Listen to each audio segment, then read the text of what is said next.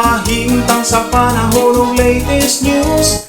Diya sa linyang Pag-asa Mactan, pinagi ni Sir Manny Jan Agbay. Sir Manny, may butag.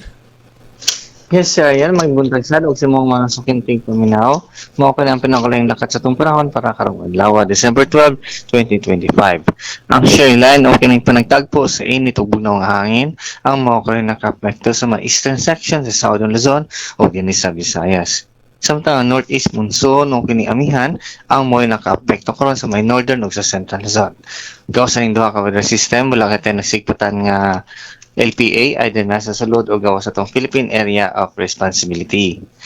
Ug para sa tuwang forecast weather condition para din sa Metro Cebu ug lakip na sa tibok Central Visayas sa sunod nga 24 oras, max natin gibuntag fair weather condition, maglabi ang init karong adlaw pero na mga chance gyapon sa mga isolated na mga ulan ug mga thunderstorms labi na sa hapon ug gabi gumikan aning easterlies.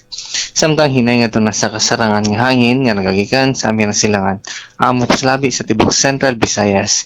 Hindi nabalod sa itong karagatan, malinaw nga ito nasa kasarangan ang mga pagbalod. So, safe lang mulabi ka ito makaigsunang mga isda o mag-island hopping.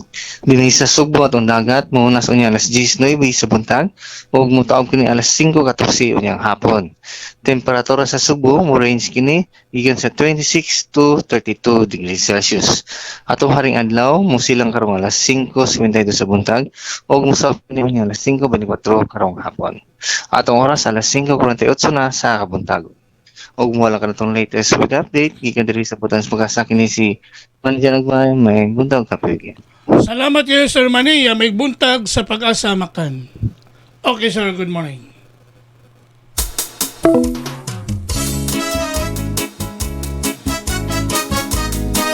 Inyo gadabate ang atong dagan sa kahimtang sa panahon. In action. Ngining adlaw nga Biyernes, pizza 12 bulan sa Disyembre tuig 2025.